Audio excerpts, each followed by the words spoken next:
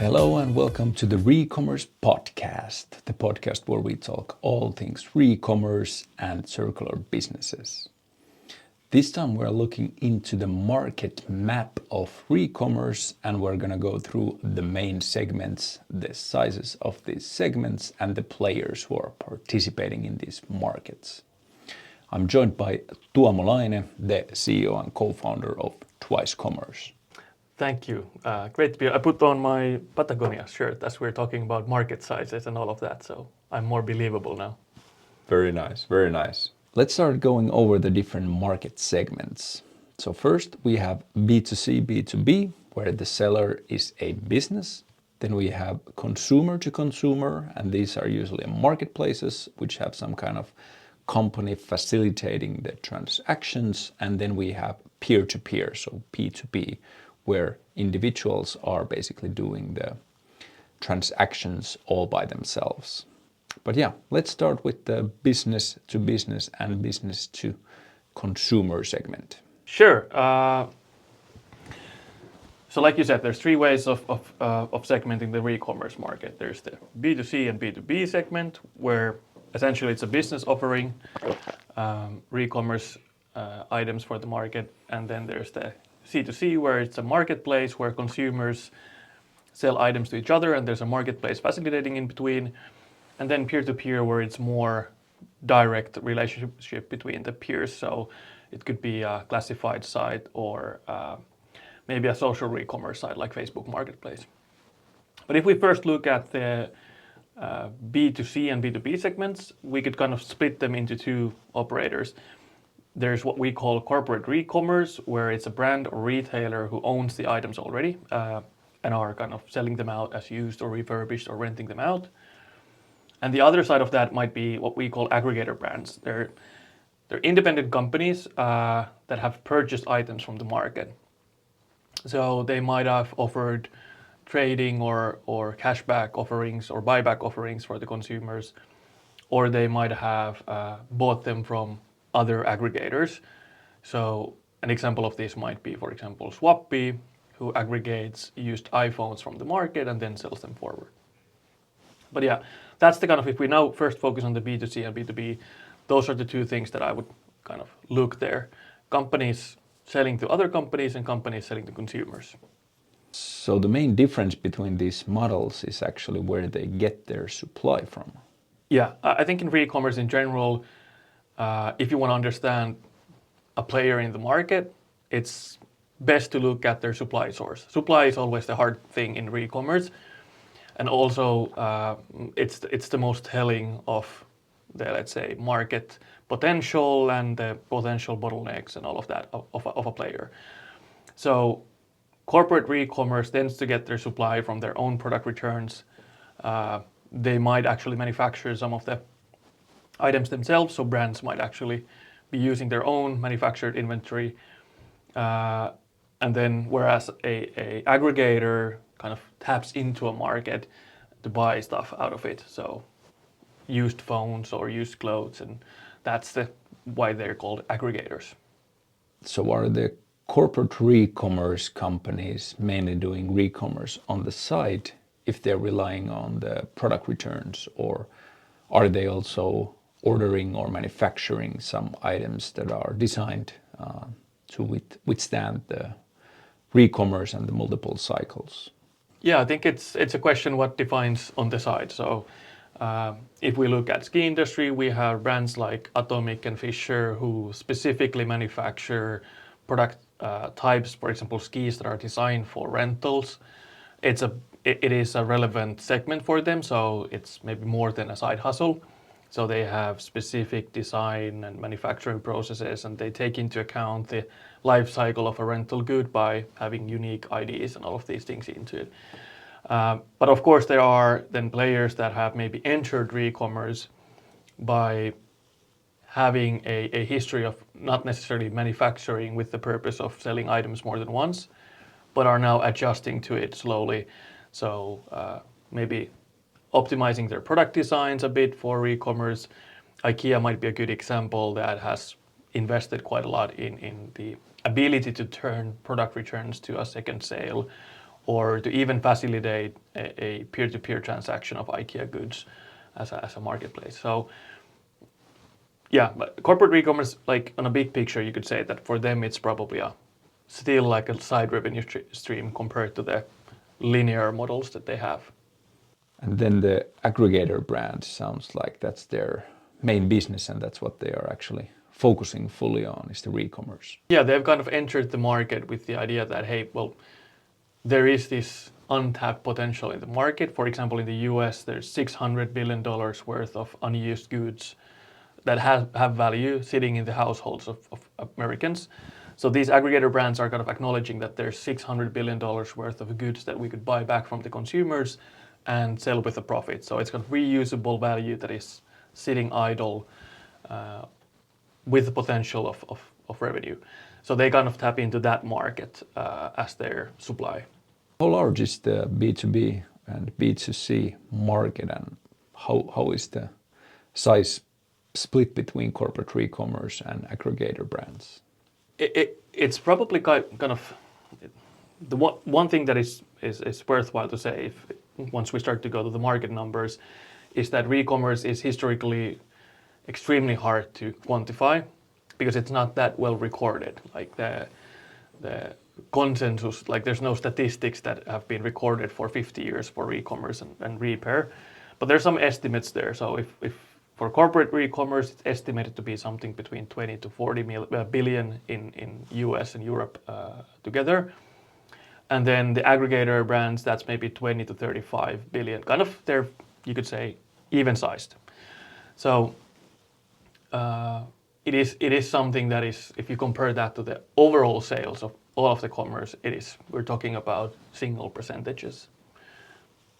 Okay, so they sound like they are actually quite large markets already and probably some markets that are actually growing year by year. Yeah, there's various estimates on the growth rates, but usually it's double digits in a year. So we're talking about anything from like 10 to 20% year-on-year growth rates on the size of the market. So it is a significantly growing market because there's tailwinds like regulation, consumer preferences, and maybe even consumer purchasing power being a bit lower. So consumers stepping into lower price point goods and all of that. So there is significant tailwinds for this market. And how are these items then sold to the consumers? So what is the main channel? Yeah, so when we talk about B2C and B2B operations, the one thing that kind of defines that is that these corporate retailers or aggregators are kind of retail brands. They're usually selling those under their own channels. So white label channels. It might be their online store that they built with Twice or Shopify or Wix, or it might be their own retail space. So it's usually, well, of course, everyone can tap into kind of marketplaces and so on, but by principle, they kind of sell it under their own channels that they already have, which usually has a few things that or kind of it affects a few things. So if you sell under your own channel and you are a trusted brand, you might need a less kind of trust facilitation between the consumer and you. So if you're returning your phone to Best Buy to get a cashback or similar, you likely kind of trust that Best Buy is not going to screw you on the deal. Like you might even be willing to do that via shipping.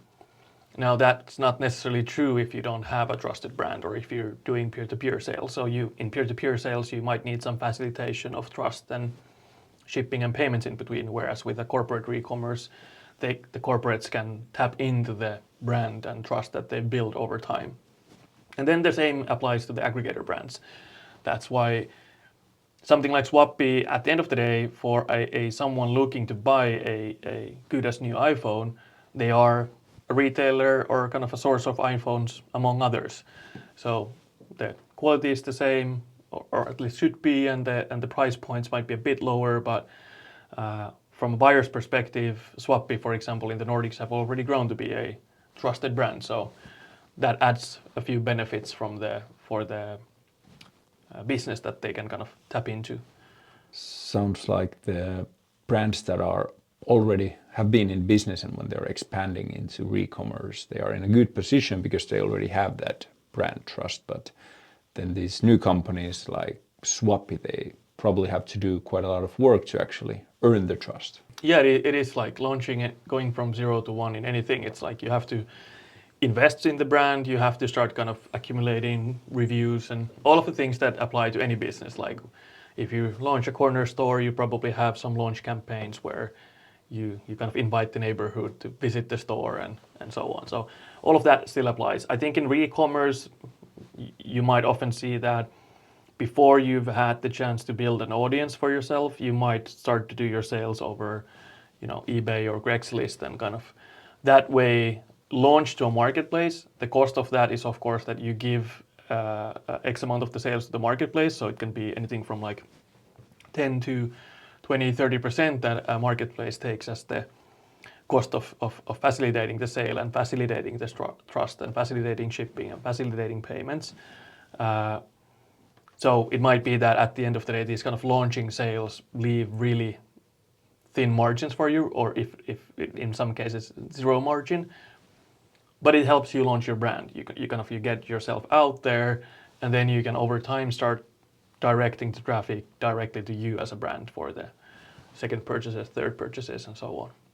That's a really good segue to the marketplaces. So in general, to my understanding, it's mainly consumer to consumers who are participating in these marketplaces, but it sounds like there are actually some businesses also participating and selling on these marketplaces.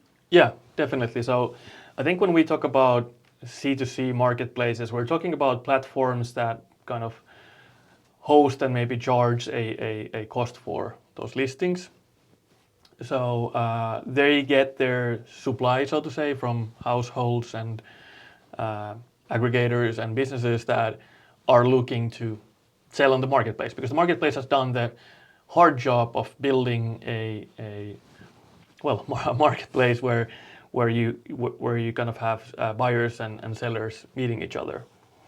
Now, there are differences here. There's like national, region-wide marketplaces, and then there's more local ones. So you might have things like eBay, which is a national one, or Vinted, which is a national level marketplace, or even cross nations, where you reach a wider audience immediately, where some local operators might be, I don't know, Olio or similar, that focus on local re-commerce and facilitating, for example, a more local exchange of goods.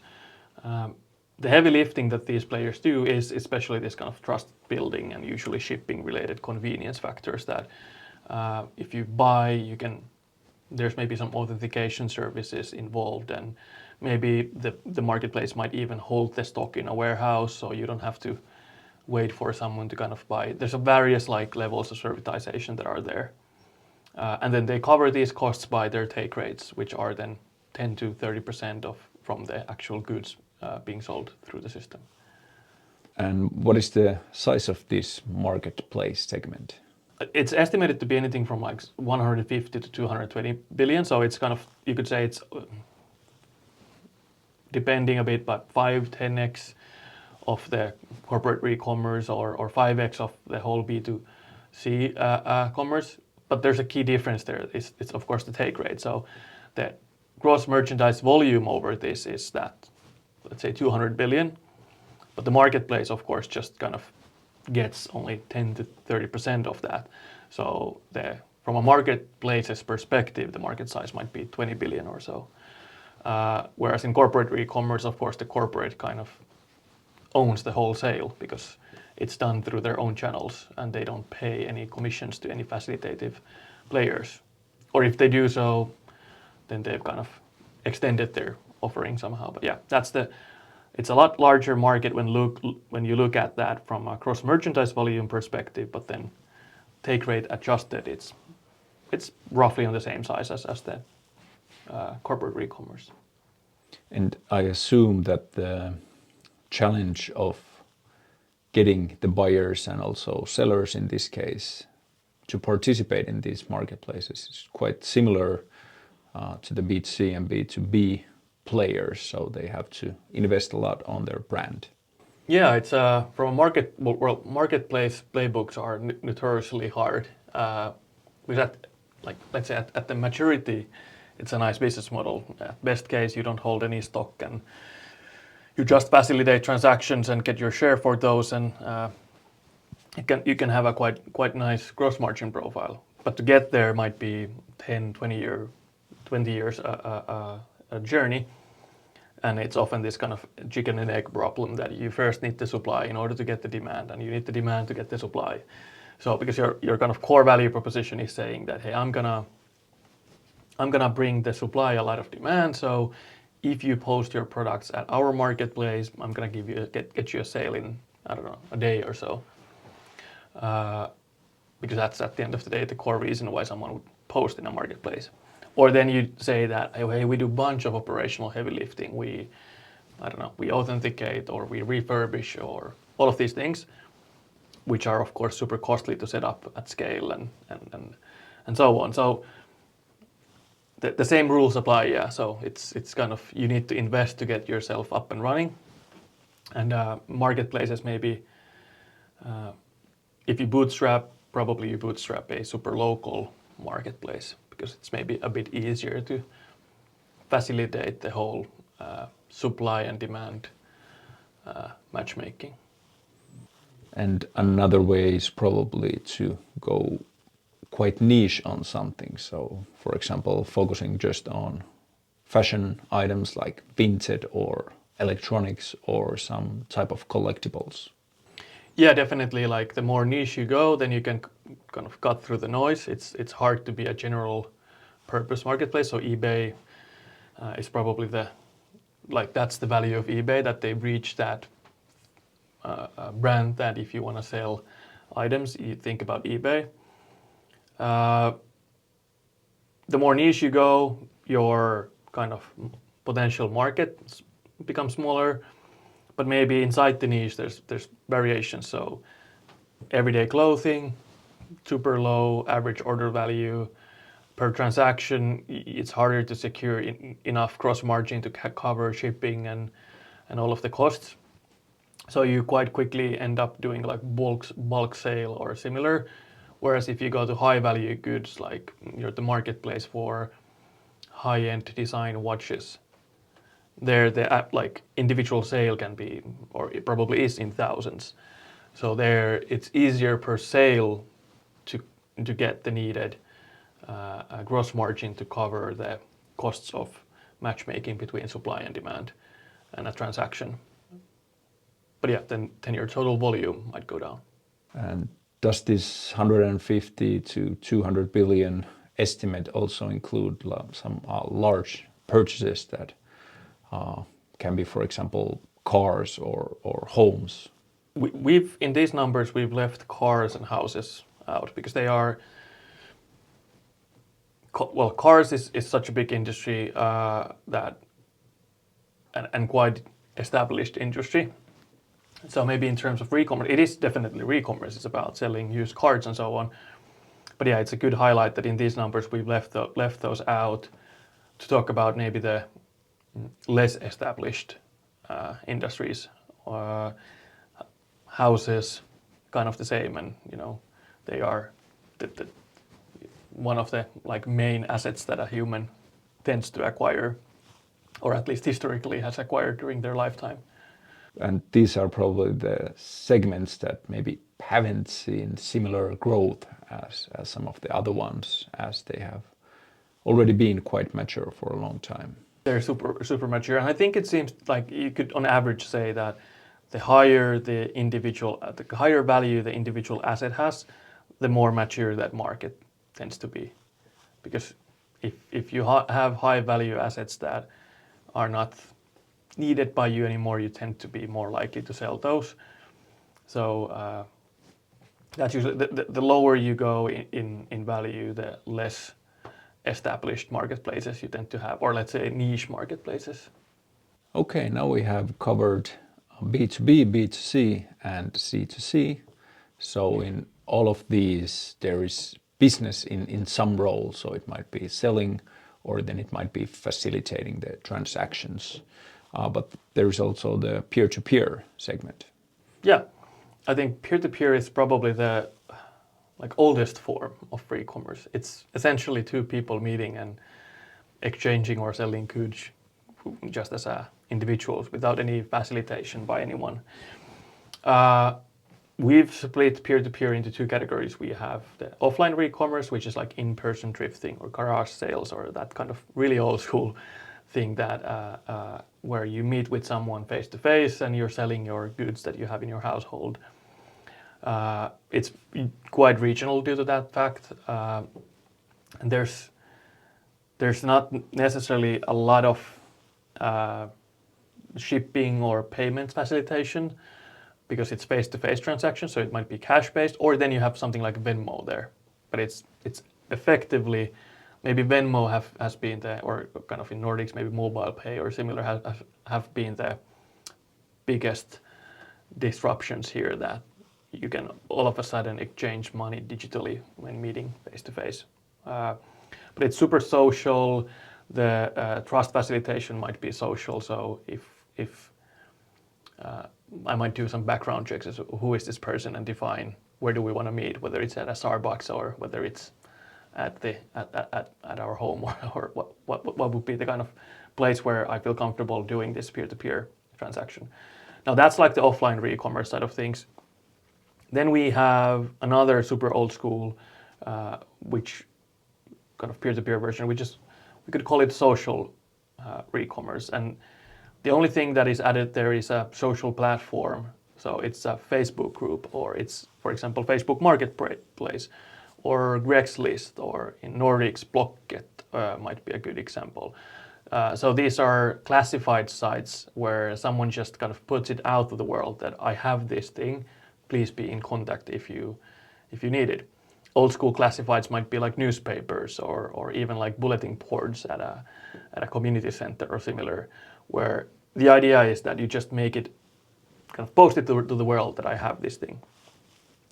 And these are super large markets also. We're talking about hundreds of billions, but they're maybe a bit less efficient since it's based on pretty much just connecting people, but not facilitating the actual transaction in between. Lately in the market, you've seen some players kind of starting to expand from this space towards the consumer-to-consumer transaction facilitation. So in Nordics, you've seen Blocket starting to kind of offer also shipping and payments facilitation between the two peers being selling and buying goods. One could quite kind of easily see Facebook Marketplace adding maybe payment facilitation, or adding some trust facilitation in saying that, okay, this is a profile that have existed for tens of years, so it wasn't spun out yesterday in order to do a scam or similar. So there are things where social platforms can try to kind of elevate their profile here. I think Nextdoor in US is a good example where they've kind of, again, on a neighborhood level, tried to facilitate some e-commerce happening there. The challenges sound that they are a little bit different on the online and offline. So in offline, it's probably about the discoverability and how wide is your market if you are just selling local. And then online, where you have a lot of potential sellers and buyers, it's probably a lot on the trust. Yeah, the larger audience comes at the cost of maybe potential scam. But yeah, the more offline you are, the more local you are, there's like inherent trust built into it, but then it's the discoverability. But this is also where things like AI is super interesting. So now we are in a world where people snapping a photo of an item, kind of that, an AI can already from that photo in a decent quality authenticate or inspect what is this good, even grade it, even give it a value, which makes this like $600 billion worth of untapped, unindexed goods sitting at the households of Americans, for example, a interesting potential for supply. So, and this supply is like, it could be flowing to peer-to-peer, it could flow to C2C platforms. Most of the C2C platforms have already implemented a kind of a listing experience where it's all about just taking a photo and then AI covers the rest. But it's also interesting for corporates and that are looking to take back their goods or buy back their goods, or getting the knowledge that, hey, someone's selling their old TV, maybe now would be a good time to sell them a new one. So it is this kind of digitization driven by AI, which is making a lot of interesting disruptions in the let's say indexing of the supply side of things. It sounds like there are these shared challenges between all of these segments, that there has to be trust and also on the single item level. So you need to know that this is a real item and this is a real listing. Yeah, definitely. And it's the same stuff if anyone has watched, those TV shows where they go and hunt for collectibles in garages and kind of abandoned houses and so on. And then you have those people that have dedicated their life in identifying rare finds, and then usually they know a friend who knows this product category, and then they go ask like, is this the real thing? Or so it is super interesting kind of scenery. It's even so interesting that you can make TV shows about it. Okay, now we covered all of the different segments, and I think it's quite easy to kind of link that they are all involving resales. But what about the rest of the business models that are present in ReCommerce, such as short-term rentals? Are they present in all of the segments or just some of them? Yeah, so if we look into rentals, there are and has been marketplaces that facilitate rentals. Historically, it's been quite a hard play. I think it's what makes it hard is the fact that you might still have low average order values. So if I'm renting you a drone for a weekend, you might be willing to pay $50, $100 for it. If you think about the marketplace facilitating that between two consumers, their take rate might be 20%. All right, they get maybe $20 for it, but there was already costs of trying to get you to that marketplace, and it might be too niche. And so I think historically it's been hard to have rental C2C marketplaces. I'm sure there's a bunch of successful ones, but at scale it's been hard. Then peer-to-peer, it's kind of loaning. I think those have existed. But those are kind of quite community group driven, hobby groups and so on, community centers that facilitate these things. But then on the corporate re-commerce side of things, that's where this has existed at scale. You can go to Home Depot and rent tools. That's kind of rental re-commerce. You can rent your sports equipment if you go to Vail Resorts or if you go skiing anywhere, or bike rental stores are surf shops, rent boards. This is where you have like surf shop probably doesn't want to be, they're not the corporates of the world, but anyhow, the principle being the same, that you have a business renting out goods at scale. And usually this kind of rental fleet ends up flowing to the market as reset, like secondhand or refurbished goods. So at the end of the life cycle, these companies tend to, if possible, then sell out their fleets to the end users, which is then kind of feeding to the re-commerce market. So that could be something that, for example, the corporate re-commerce companies focusing on doing rental business, but then they might, in the end, sell the items maybe using a marketplace. Exactly, yeah. So some corporates then kind of want to bulk list these items on a marketplace that facilitates that. And then you even have more specialized aggregators that then go to these like ski resorts and collects all of the skis pretty much from everywhere. I think in Central Europe there's a bunch of companies that effectively at the end of the season go through all of the ski shops, bulk buy all of the old inventory and refurbish them in their own country and then resell them there at outlets as a kind of a good as new playbook. So there is this life cycle of products also, how they go about and go around of the world. But usually all of the items actually end up like as a resale item in the end. Yeah, I would say that's the best case scenario. Sometimes it might just become then scrap or spare parts, or then going more to the recycling side of things. Okay, now we think we covered all the different segments and even some business models and how they all fit in together. So maybe a couple words about the future. Where are the different segments going in the near future? I think the biggest, again, we can think about the supply and all of the tailwinds and how they're kind of affecting the supply. So I think there's a lot of potential in peer-to-peer side of things, mainly due to the fact that the indexing of the supply has become as easy as snapping a photo. So a bunch of players are making use of that AI capability. And it affects all of the players from B2B to C2C, B2C to peer-to-peer, because each one of these taps into households as their source of supply. They're kind of going after that 600 billion that is sitting idle at people's home, trying to do something with it. So definitely there's that tailwind that affects each one of those.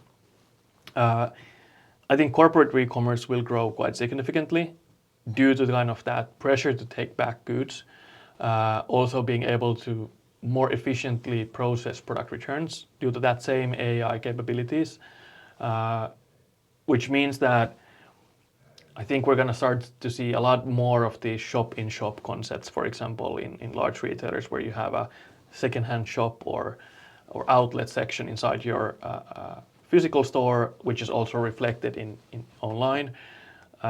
We've seen some retailers start to have like specialized warehouses for ReCommerce. So they have hubs where they send all of their product returns and pretty much all takebacks and whatnot, because then they can centralize their operations of inspection, refurbishment of their own goods into that place. And they can keep a little bit better track of the kind of material inflow. So I think that's long-term corporate e-commerce should be the one that kind of taps into this, because they tend to be closest to the manufacturer. They own kind of and understand the goods the best. C2C marketplaces, I think, will keep growing. People will want to sell and buy more secondhand, but there's probably more. I would say those will probably just go to those large marketplaces outside of super local ones. But on a nationwide, I think it's going to be hard to see anyone kind of pop through, maybe in short term, but maybe locally there will be interesting things there. I think companies like DoorDash or Wolt or similar have had do local shipping, last mile shipping, have a lot of that they could offer to peer-to-peer or local e-commerce, and they could tap into this section also.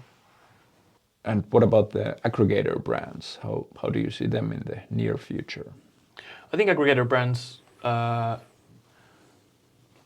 would look at that market from the perspective of what's the percentage of new commerce entrepreneurship that taps into, kind of makes their first sales out of ReCommerce supply.